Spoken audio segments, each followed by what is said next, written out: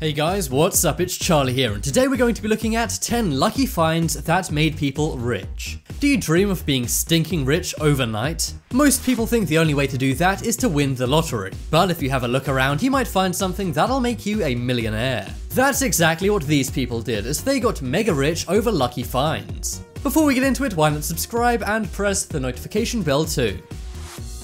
Coming in at number 10 we have the Royal One. So for the record, this man didn't find the Queen of England. Instead, this find was actually made by an Australian miner called Bobby. It was his last day at work and he was set to retire the very next day. He was just about to clock out of work, but as he did, he checked his bucket one last time. He put his bucket in the dirt, and when he emptied the bucket, he found something called the Royal One. So what exactly is the Royal One? Well, it's actually an opal, but it looks like some kind of alien rock. It's a single opal weighing 306 carats. Bobby had been mining in this mine his entire career and he'd never found anything of value, but this 400 million year old opal was in his area the entire time. A single carat of this opal could be sold for $2,500. But seeing as this was far more than just 1 carat, his stone was actually sold for $765,000. That's right, this guy pretty much became a millionaire overnight. I'm not sure who bought this incredibly rare stone, but whoever they are, they have way too much money.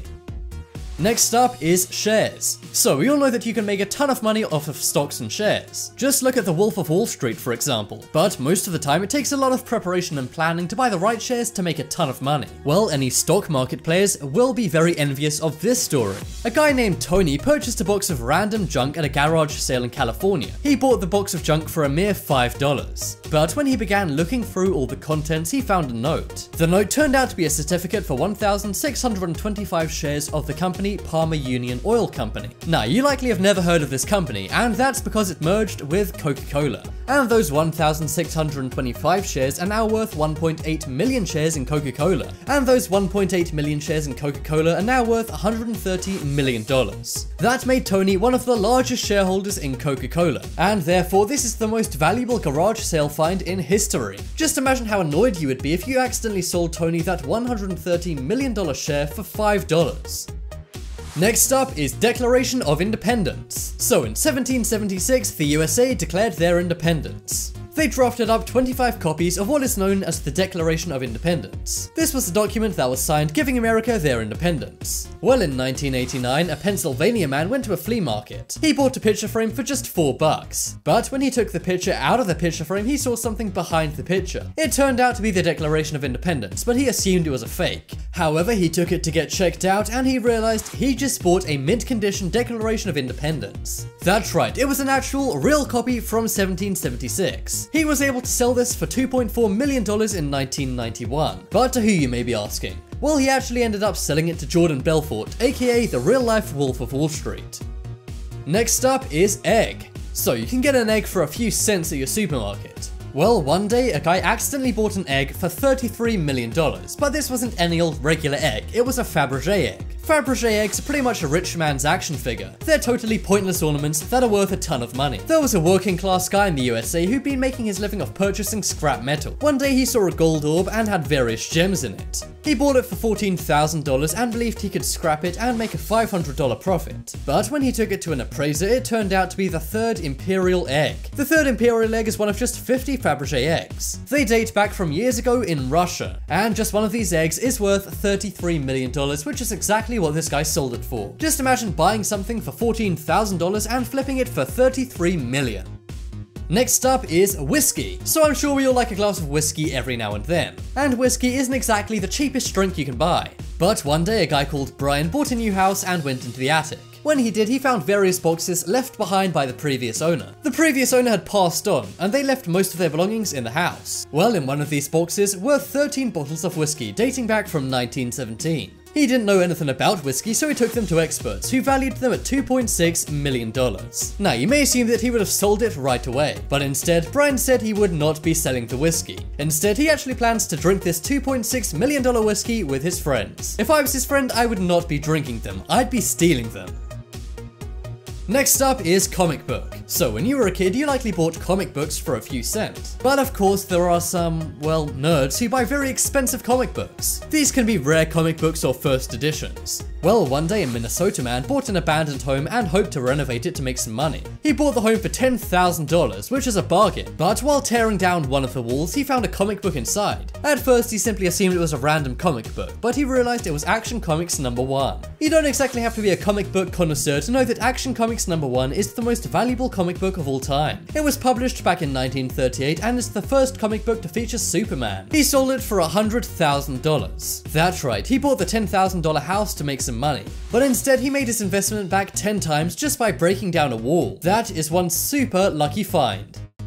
Next up is gold coins. One day an American man who was living on welfare and was almost homeless was metal detecting. He'd been metal detecting in the same area for 18 years and hadn't found anything big. However, one day he found some gold coins. He thought they would be worth quite a lot of money, but then he realized these were Anglo-Saxon gold coins. And it turned out he'd actually found the St. Albans hoard. These coins are estimated $1.6 million value, but sadly, seeing as he found it on US property, it legally belonged to the government. The government gave half to various museums, but did give the man half in return, seeing as he did find them. So this guy went from homeless to almost being a millionaire just like that.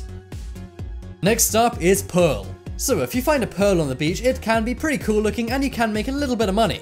But one day a poor Filipino fisherman caught something on the rocks near his island of Palawan. He was trying to free his anchor, which had been caught on a rock, but it turned out that rock was a 34-kilogram pearl. The fisherman collected it, put it on his boat and sailed back home. And believe it or not, instead of selling it, he kept it under his bed for 10 years. After 10 years, he finally decided to come forward with his discovery, and he found out it was worth $35 million. That's right, this poor fisherman had been sleeping on $35 million for 10 years. I'm not sure why he did this, but I assume he regrets not getting it valued sooner.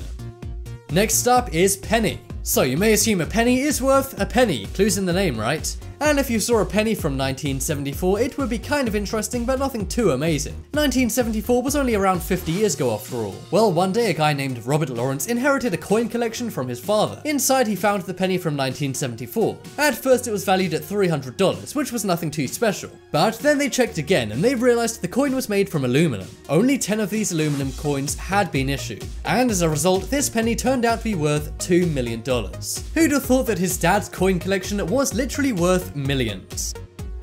Next up is Van Gogh. So we all know that Van Gogh is one of the most respected and famous painters of all time. Many of his works have been sold to private collections or are in museums. But a few of Van Gogh's works are actually lost. Well, one day a couple from Wisconsin bought a copy of Van Gogh's The Red Poppies. The Red Poppies is a lost work by Van Gogh. But after some time, they decided the reproduction seemed too good and they got suspicious. They later took it to an expert and he revealed it was actually the 1886 original. They bought what they thought was the reproduction for around $20. But it turns out it was the real deal and was worth $1.4 million. Now that is what I call a lucky painting.